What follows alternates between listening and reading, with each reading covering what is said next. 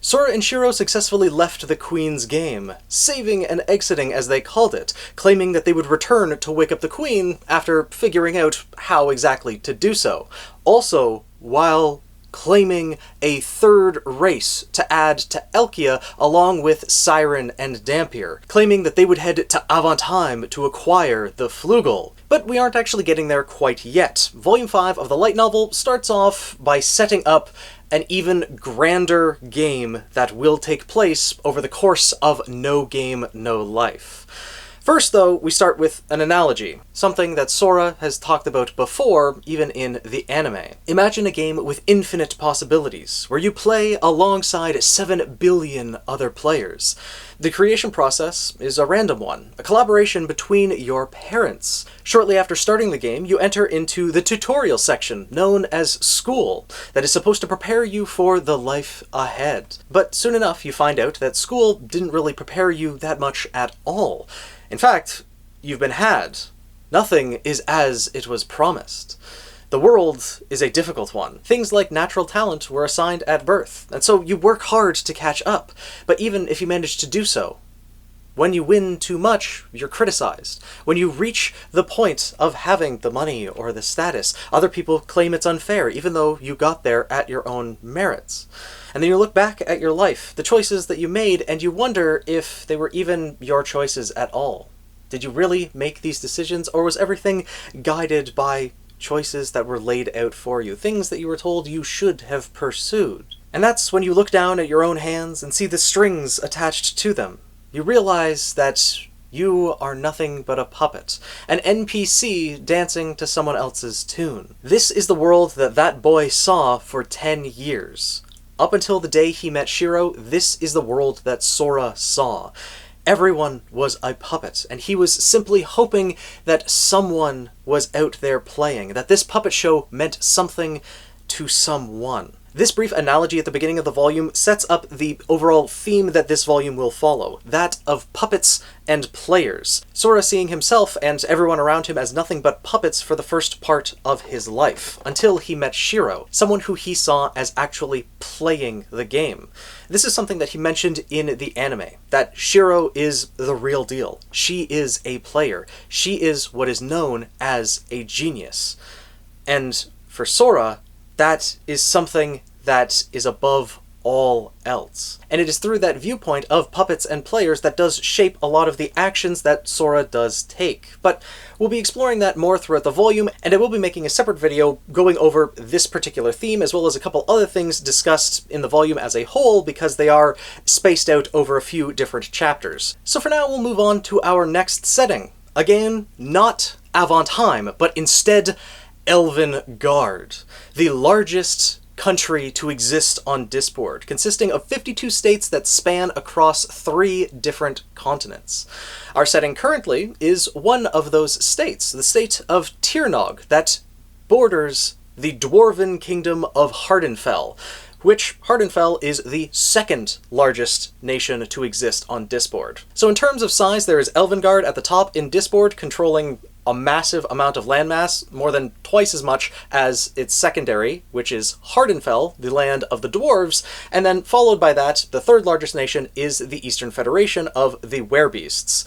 So, as these volumes go on, we're learning more about the overall layout of Disboard, the control that each of the different races has, and, well, seeing how some of that control might be shaken. Because in the capital city of the state of Tirnog, there is a game afoot. Or rather, multiple of them.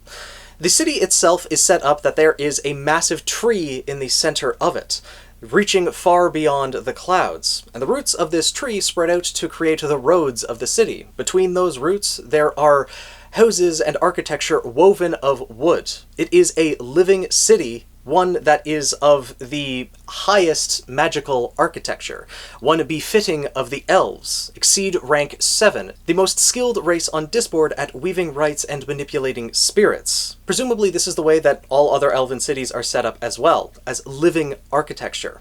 Given that elves are born of the forest and are beloved by the forest, it only makes sense that they would live as one with nature. But in the largest house that resides in the capital city of Tirnog, There is a lone girl that passes through the gate, with long blonde curls and a fluffy smile on her face. This is Feel Nirvalin, and she is entering through the gates of the Lord of this city, Ron Barthel, who comes to greet her at the gate, and needless to say, these two do not like each other very much.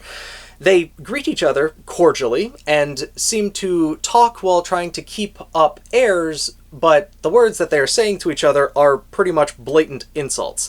They do not like each other at all. And Lord Barthel leads Feel into the center of his garden, where there is a table with 2 chairs sitting opposite one another. Feel takes a seat, and they pretty much get right down to business. Feel asks Barthel what exactly he wants, and, well, he just has a couple of demands. Yeah, not requests, 100% demands. He requests that Feel drop out of the running for the Upper House, which is essentially the governing body of Elven Garde. They're the ones that Feel had to report to about the game with the werebeast, and supposedly there's an election going on where a new representative of the Upper House would be selected, and Feel is one of the ones who is a candidate, as well as Barthel, and he wants Feel to drop out so that he could have a better chance. But not only does he want her to drop out, he then wants her to use the Nirvalin name and loan that to his cause so that he would have more support.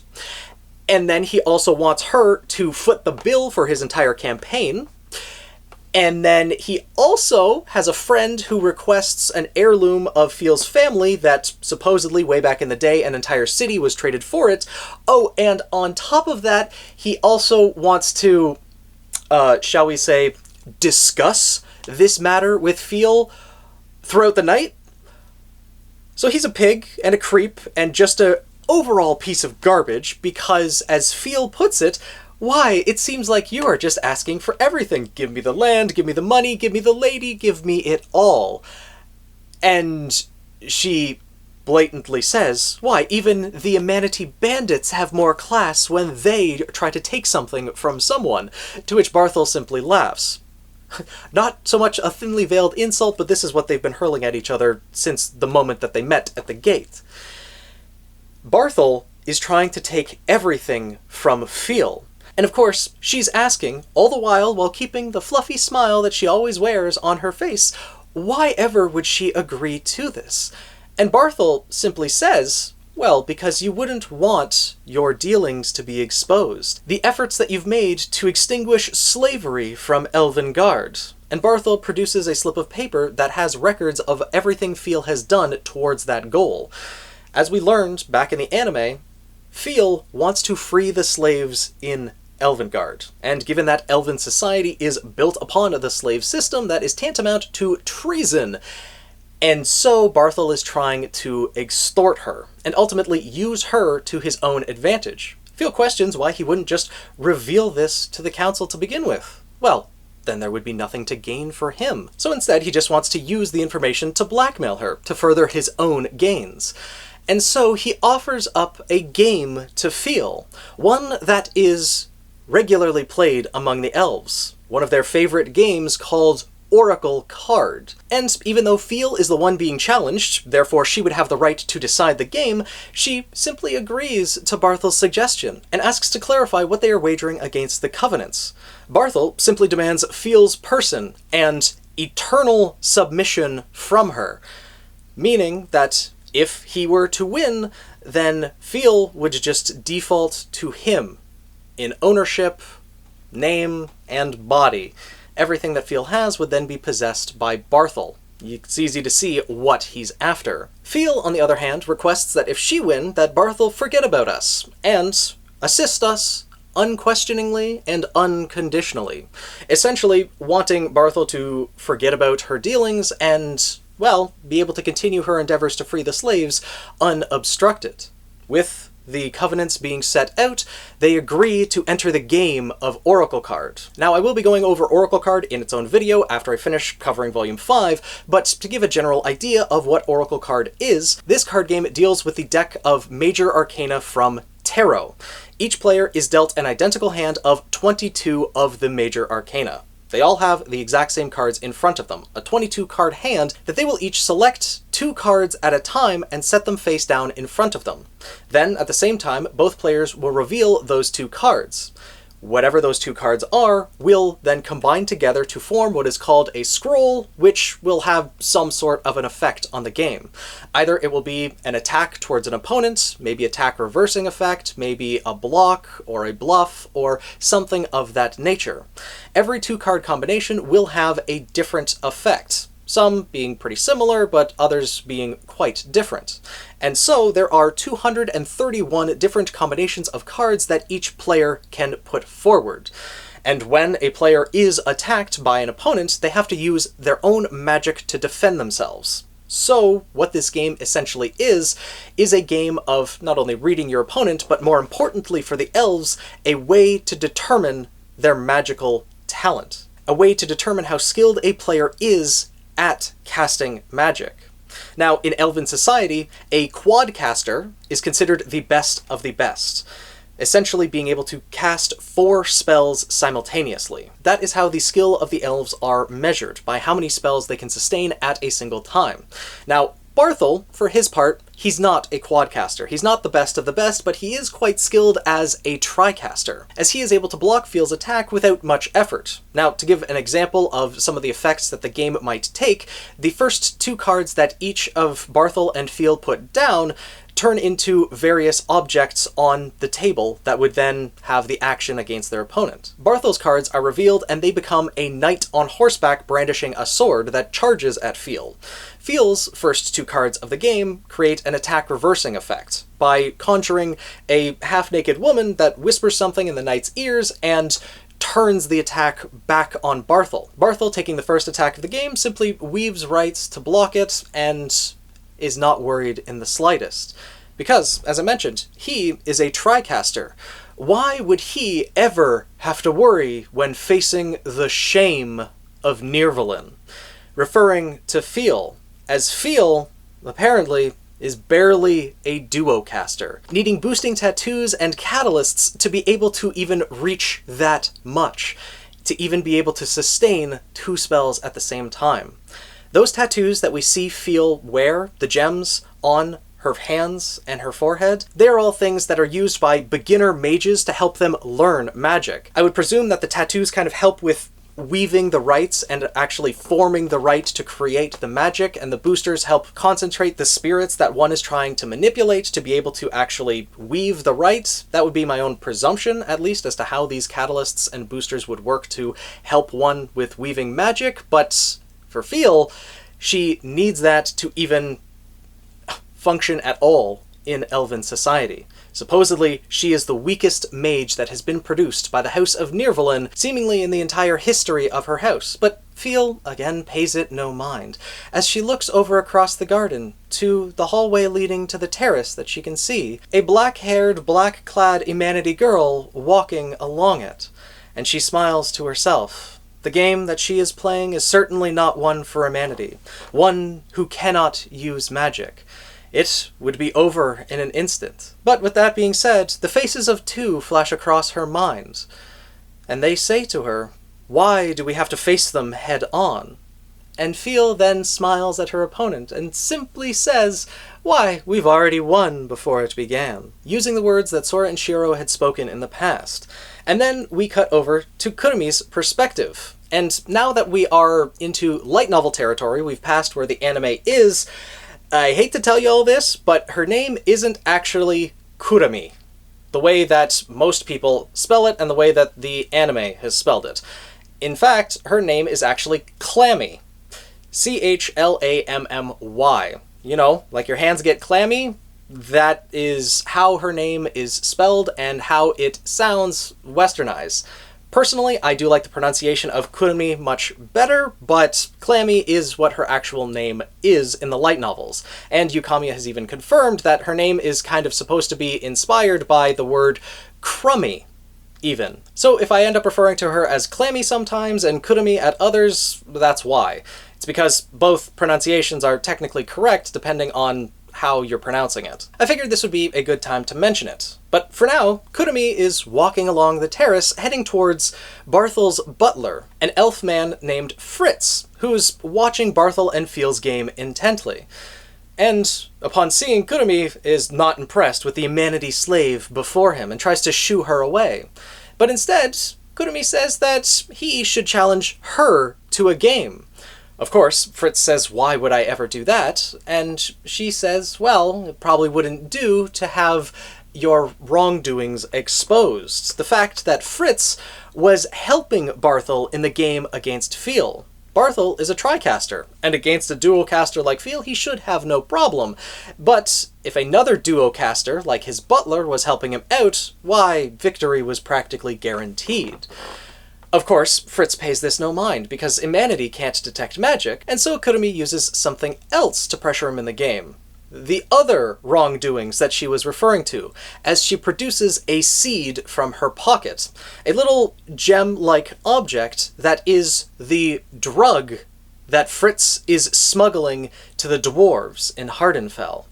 This is actually a doping agent. Something that is used to artificially boost the spirits in one's body, assisting them with magic. But of course, it has side effects, to the point that it has been deemed illegal. So, if that was exposed, then Fritz would be in big trouble. Fritz feigns to be afraid of what Kurumi is threatening him with, meanwhile desperately trying to stifle a laugh. As we see his inner monologue, this has all been set up. This was Feel and Kurumi's entire plan. They had wanted to get Fritz on his own so that they could expose the drug smuggling that has been going on. And Fritz knows this because they came to Barthel first, not knowing that Barthel is actually the ringleader of the drug smuggling to begin with. And so the game that Feel and Barthel were playing was supposedly a farce. Something that they would play so that Fritz was off on his own and Kurumi could approach him, trick him into a game, and get him to confess. But in Fritz's mind, the joke is on them. They might expect Barthel to throw the game, but now that Feel has wagered everything by the covenants, he plans to take her for everything she's worth, and there is nothing that this poor Amanity in front of him can do. But he still stifles his laugh and tries to humor her, just to play along. He underestimates the Amanity in front of him, and so he thinks he can simply crush her. So he agrees to whatever it is that Kurumi is putting in front of him. She offers him a very simple game, as she pulls out a deck of cards, just a regular deck of cards, and then pulls out 3 individual cards from it, the Queen, King, and Ace of Spades, and simply offers the game that they will each pick one of these 3 cards and reveal them at the same time, and then essentially play rock, paper, scissors. Ace beats King, King beats Queen, and Queen beats Ace. That's it. That's the entire game. And Fritz says, sure, why not? They of course then clarify what they are wagering against the covenants. If Kurumi wins, Fritz will confess everything. And if Fritz wins, then Kurumi will forget everything regarding the smuggling. It's very clear what each of them want, what each of them desire. And so they swear a shente by the pledges and begin this very simple game. But the game is much more complex as it appears on the surface, as of course all games in No Game No Life are. Each of them pull forward one of the 3 cards and place it face down in front of themselves. Fritz wasn't able to tell what card it was that he pulled before putting it in front of himself, but he can simply use magic to tell. His card is the Ace. And of course he knows that the Amanity girl is cheating in some way, shape, or form. In fact, he thinks that she might have shuffled the cards intentionally so that she would have the card that would immediately be able to beat his, which would be the Queen. And so Fritz could simply mask the face of his own card to the King. But he realizes if he did that, then when the 3rd card is revealed at the end of the game, then his cheating would be exposed. So what he could simply do then is swap the faces of his card and Kurumi's card. But he figures that is what she expects. So he uses magic to check the face of the card that Kurumi has. and it is the king. Fritz all too easily sees through what Kurumi had planned, that Fritz would simply switch the faces of the cards that the two of them had chosen so that he would get the king, she would get the ace, and when they flipped, they would be revealed as Fritz being the winner. But Fritz isn't going to fall for that game. He simply decides to do nothing and he'll win anyways. And so, they declare open deal and flip over their cards. Fritz revealing the ace, and Kurumi the queen. Fritz jumped out of his chair in surprise. How the hell was she able to do that? As he looks over at his opponent, and the visage of Kurumi fades, as Feel Nirvalin is the one who is sitting in front of him. Fritz had underestimated the humanity that was sitting in front of him, and never bothered to check any further. Feel had been the one playing, and was easily able to overwhelm her opponent, simply using magic herself to easily overwhelm Fritz, who didn't even bother checking to see if the opponent was using magic. And with that, Feel then calls over to, well, I guess herself at this point in time, who is playing Barthel, and says, Kurumi, we've wrapped up here, and the visage of Feel that was in front of Barthel fades to that of Kurumi. It had been Kurumi that had been facing Barthel the entire time. To which Barthel is quite surprised. He tries to hide it though, saying, oh, well, this isn't quite what we had planned, Miss Nirvalin, as Feel and Fritz then come over to join them in the center of the garden. Because, remember, Barthel had discussed with Feel before all of this to enter into this game as a cover to lure Fritz into a game to expose the drug smuggling. Barthel was supposed to be in a game with Feel, and yet he was in a game with Kurumi instead. He turns to Feel and says that they didn't discuss having another person help with the games, to which Feel and Kurumi give him a questioning look. Why, there's no one else here. That's the way you intended it to be. Because Barthel thinks that there's no way that Kurumi could have defended for herself in the game. She had to use magic from somewhere, so surely there was another person. But Barthel had set this up in advance. There was only supposed to be himself, Fritz, Kurumi, and Feel allowed in the entire mansion, except for maybe a couple other servants. He had even woven a rite, a barrier around the mansion to ensure that just that was the case. So it was in fact just Kurumi and Feel that were present. And so he simply says, okay then, feeling that something is off, with everything being dealt with, we'll just call this game null and void, But Kurumi shuts him down, saying, whatever do you mean? The game is still going, as she sets 2 cards face down. And a rule that hadn't been specified is that if a player doesn't put down 2 cards within a set time limit, then it is considered a forfeit. And so Barthel frantically puts down 2 cards, they open the deal, and Barthel takes a pretty strong attack. His spirit circuits screaming at this point in pain because of the strain that had been put on them defending against it, as well as he kind of frantically wove some defensive rights and didn't defend against it completely. In this game, it is a dangerous one, where, if you are unable to defend, you could end up dying. And another rule of Oracle Card is that you have to play through all 11 combinations of the cards that you have in your hand. That is an entire round, and after a round is finished, that is when a player can choose to concede, or the next round begins. And at this point in the game, they had played 3 entire rounds plus 7 matches. So there had been 40 matches already played. And this is when Kurumi reveals that Feel and herself knew all along that Barthel was the ringleader. They had actually lured him into the game.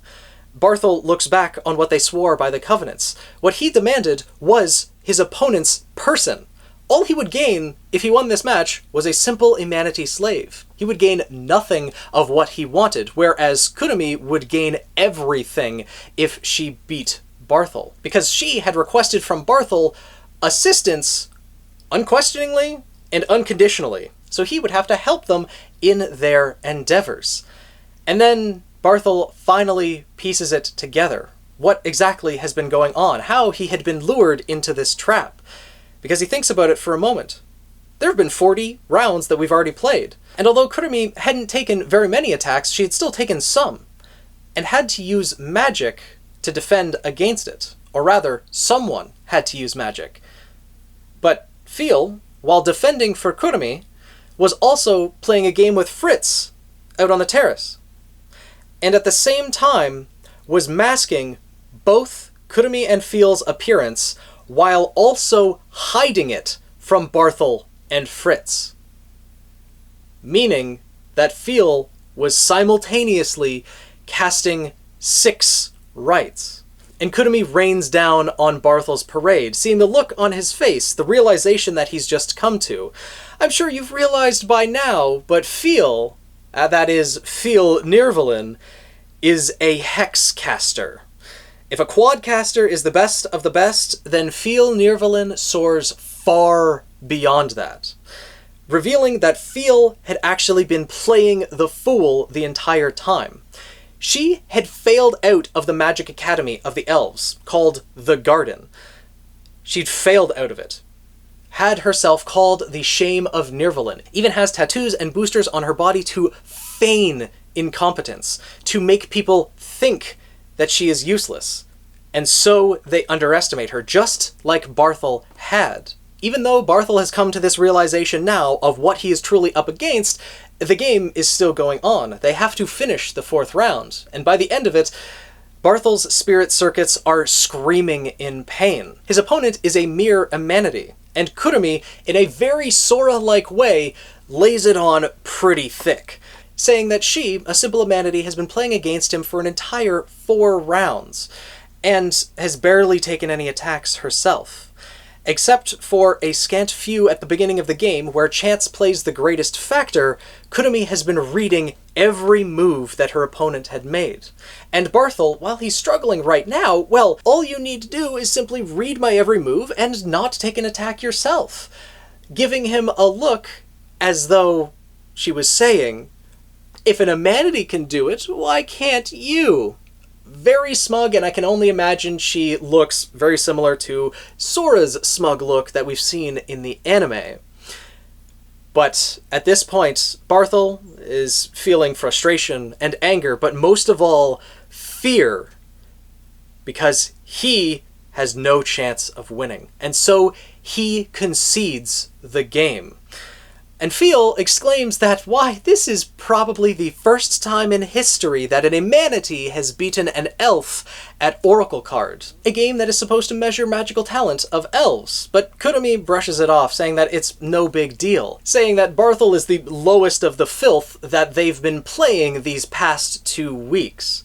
Barthel is not the first person that they've played and completely destroyed. And with their game now concluded, they make their requests of their opponents, Fritz and Barthel, by simply telling them, continue your operations just as you have.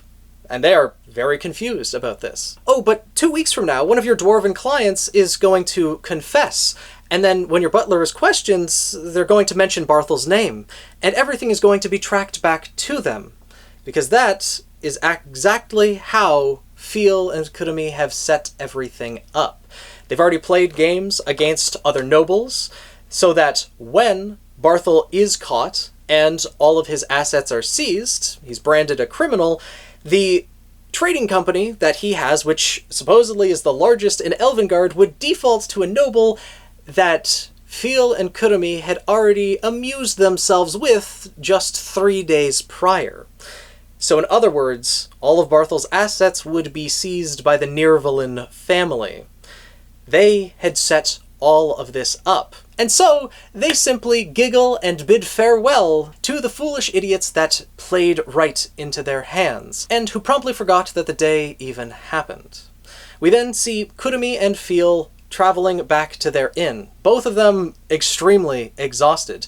Kurumi with dark bags under her eyes, and Feel, the gem on her forehead beginning to cloud, a sign that she had used a lot of her magic. Kurumi is torturing herself over having could have done better in the game, constantly thinking about Sora and Shiro, comparing herself to them. The fact that they could have won probably without using magic at all, and could have done it more grandly as well. Kurumi cannot reach their level, and she's extremely frustrated over that. Feel, on the other hand, tells her to stop acting that way. Tells her that she can never be blank. And Kurumi, for her part, hangs her head. She's like, I know I can't be them. It's like, no, I don't think you understand, Phil responded. Phil tells Kurumi that Sora and Shiro are not the only one who is also two, saying that herself and Kurumi are also two in one. That if Kurumi didn't play alongside Phil, that if Kurumi didn't use Phil's magic in this game, it would be the same as Sora trying to play without Shiro at his side. And that does give Kurumi some peace of mind. She still feels bad, though, that she's pushing Phil that much. That Phil, as a hexcaster, far and above the best of the best, should have a shining future in front of herself. She should be welcomed back to that school that failed her as an honorary teacher. She is just that good, and that's the least that they could do. But she threw it all away for her friend, for Kurumi, and is even striking back at the country that raised her, trying to free the slaves and essentially committing treason. But they are two in one. And that comfort is enough for her. And so, when they get back to the inn, they are finally in agreement to get some rest. They had been playing games against other nobles and setting up their plans to take down Elven Garde non-stop for the past 2 weeks. And after Phil had comforted Kurumi, she agrees to get some sleep. But they do have one last conversation before falling asleep. Phil is concerned about Kurumi. She seems to trust Sora unconditionally and completely. And Phil is wondering if the memories that were implanted in Kurumi were fake, because she sees Kurumi poring over Sora's memories, trying to make his strategies her own. And considering Blank does have a flugel, it is possible that fake memories could have been implanted. But Kurumi simply tells Phil that, I'm not the one overestimating Sora. You are. Kurumi says that the word genius exists to affirm that a puppet is not a player. A genius is one that defies understanding. With approval, they are a genius. But without, they are a monster. In fact, the term genius is often used as an insult. You know, when someone is a little bit too smart in our world, or does something that we didn't expect, it's like, oh yeah, good job, genius, that type of thing. And so Kurumi tells Phil that Sora is just a puppet.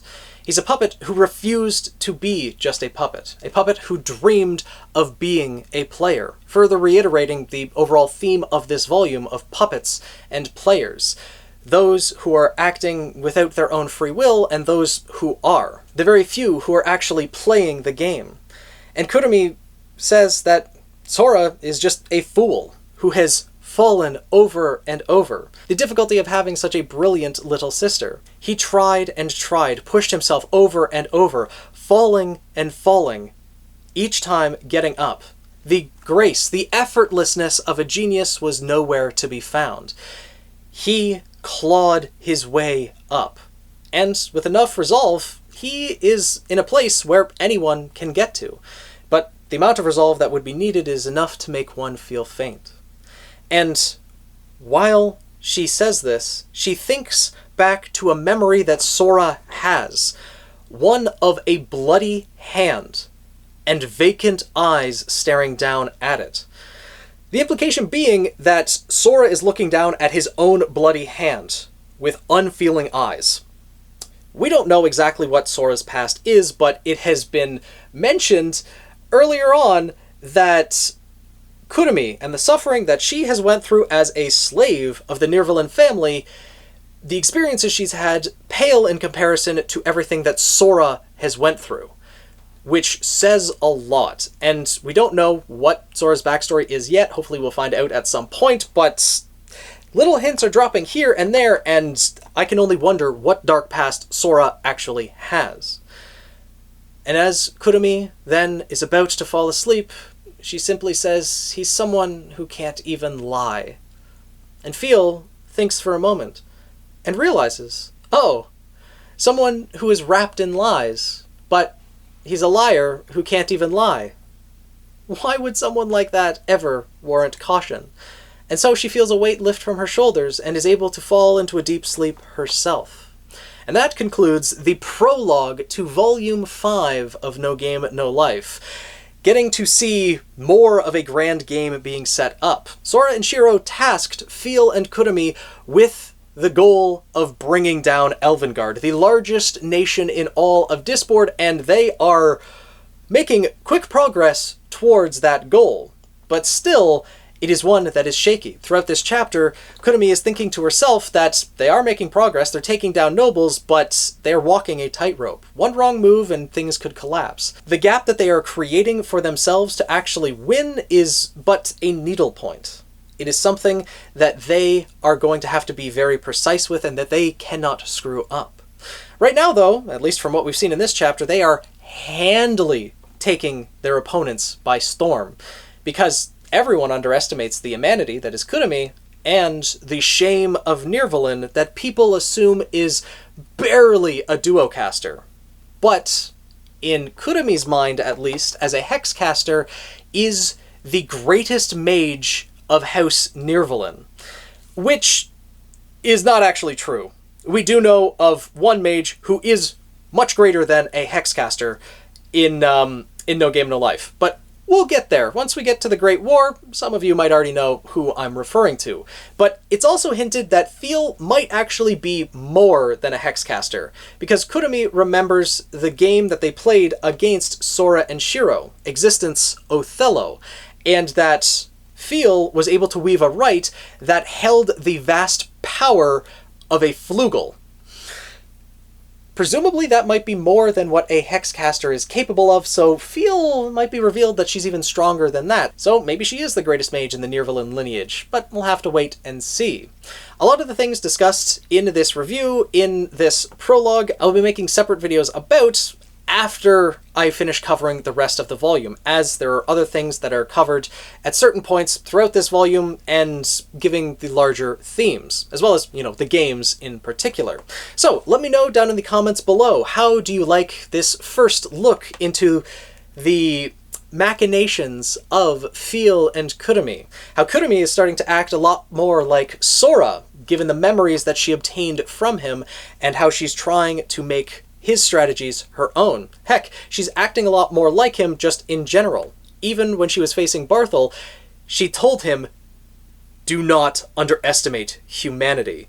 The same way that Sora told Kurumi not to underestimate humanity. She has been heavily influenced by Sora. I mean, how could you not? After being given the lifetime memories of another person just into your head, I imagine things would be quite confusing, but Kurumi is absolutely making the best of it, and the both of them are becoming quite the threat in and of themselves, able to maneuver around Elven society and start dismantling the largest nation on Disboard. I look forward to hearing what your thoughts are down in the comments below. If you enjoyed this video, want to see more like it, want to see more No Game No Life analysis, make sure to subscribe to the Daily Flugel. And if you want to talk about No Game No Life live, well, I stream on Twitch a couple times a week, and I would love to see you there. With that being said, though, I will see you guys in the next video. Ashente.